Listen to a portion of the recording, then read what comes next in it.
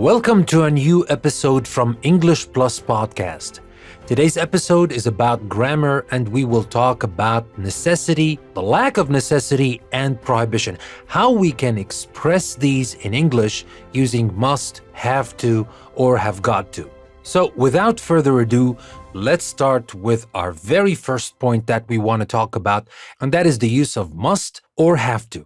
Is there a difference between saying, for example, all applicants must take an entrance exam or all applicants have to take an entrance exam? What is the difference between these two? Well, must and have to both express necessity. The meaning is the same. Here, if you say all applicants must take an entrance exam or have to take an entrance exam, there's no actual difference. Both express necessity. It is necessary for every applicant to take an entrance exam. There is no other choice. The exam is required. If this is the meaning, you can use either must or have to. Well, obviously, I'm not saying that there is absolutely no difference, or at least there is no difference in where we usually use must and we don't use have to, and where we usually use have to more than we use must. We will talk about that next. Now, in statements of necessity, have to is used more frequently in everyday speech and writing than must. For example, when we say, I'm looking for Sue, I have to talk to her about our lunch date tomorrow. I can't meet her for lunch because I have to go to a business meeting at 1 o'clock. Well, for this everyday speech or even writing, have to is used more than must. Must is typically stronger than have to and indicates urgency or importance even more than have to. Must is usually found in rules, written instructions, or legal information. Take a look at this example. Cell phones must be in your backpacks during class. That is a rule. And here, using must makes the sentence sound more important or stronger than just using have to. Cell phones have to be in your backpacks during class. Must here is preferable. So again, I am not saying that have to here is wrong. No, it's not wrong, of course. Must and have to are interchangeable. There is no difference grammatically. They both express necessity. But we're just talking about where we prefer to use must and where we prefer to use have to. Let's take a look at another example. Johnny, you must stay away from the stove. It is very hot.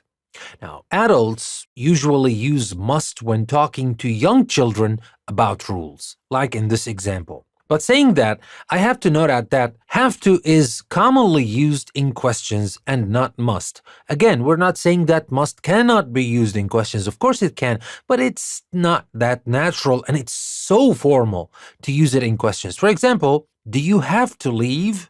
Now, of course you can say, must you leave? That's correct, but nobody uses that unless it is very formal. Usually you say, do you have to leave? Do you have to go? Do you have to do this? Etc. Now let's talk about have to and has to and how they are pronounced in English, especially by native speakers. Now, native speakers often say have to and has to. So they don't say I have to be home by 8. They say I have to. So you might hear have to and has to and kind of wonder what that means. Well, actually, it is have to or has to. Like when we say, I have to be at home by 8, I have to. Or he has to go to a meeting tonight, he has to. But of course, you don't have to pronounce it this way yourselves. I'm just saying that if you hear something like that, just know that this is have to or has to. Now let's move on and talk about another expression or another way to express necessity, and that is related to have to, but that is when we say have got to. When I say I have got to go now, I have a class in 10 minutes, or I have to go now, I have a class in 10 minutes. Now, what is the difference? Have got to also expresses the idea of necessity, and of course, when I say I have got to go now, or I have to go now, that's just the same meaning. But have got to is informal and is used primarily in spoken English. Have to is used both in formal and informal English. And remember, have to is more common in questions. Usually we use it even more than have you got to. Okay, we say, do you have to go now? Not have you got to go now. It's not wrong, or must you go now. All you need to remember is that we use have to more in questions. But again, the difference between have got to and have to is simply that have got to is more informal. And the usual pronunciation of got to is gotta. People usually say that when they say, I have got to go. They don't usually say that, especially spoken English. They say, I've gotta go. I've gotta go. I've gotta go means I've got to go. It's the same thing. Now, again, you don't have to say it this way, but at least if somebody says it this way, you need to understand they're talking about got to, okay? So now that we've talked about necessity, let us talk about lack of necessity and prohibition. And here, remember when we talked about expressing necessity, we talked about both have to and must, and we said that they both have the same meaning grammatically, but yeah, we use must in more formal situations. We use have to both in formal and informal in questions. We use have to, etc. We talked about all that. But if we use have to and must in negative, the meaning is completely different. If we use have to in negative, the meaning is lack of necessity. But when we use must in negative, the meaning is prohibition. Let me give you a couple of examples. Let's start with have to in negative. Tomorrow is a holiday. We don't have to go to class. I can hear you. You don't have to shout. So here, what does it mean? Are we talking about prohibition?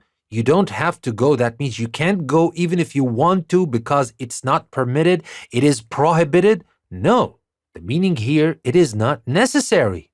There is a lack of necessity. When you want to express lack of necessity in English, you can use have to in negative. Of course, you can say don't have to or doesn't have to.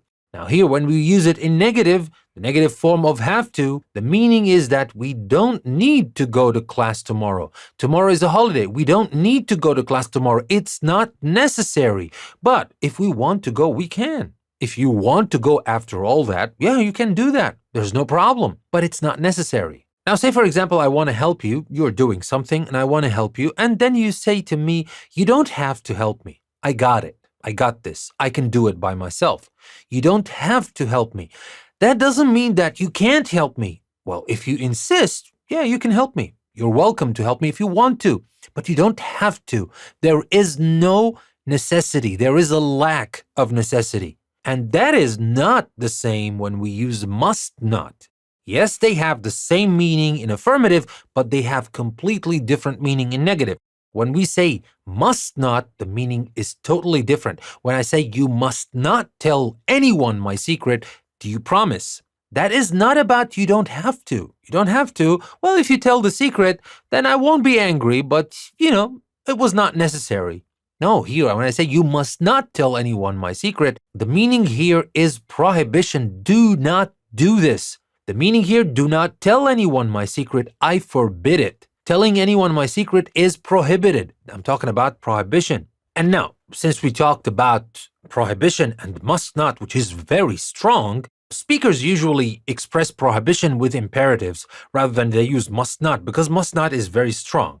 So they may say, don't tell anyone my secret. Now, don't tell anyone, that's also prohibition, but it's not as strong as you must not. You must not is very strong. Sometimes it's too strong and people get offended when you talk to them this way. So you might say don't tell. Don't tell is direct. Don't tell is about prohibition as well, but it's a little bit less strong.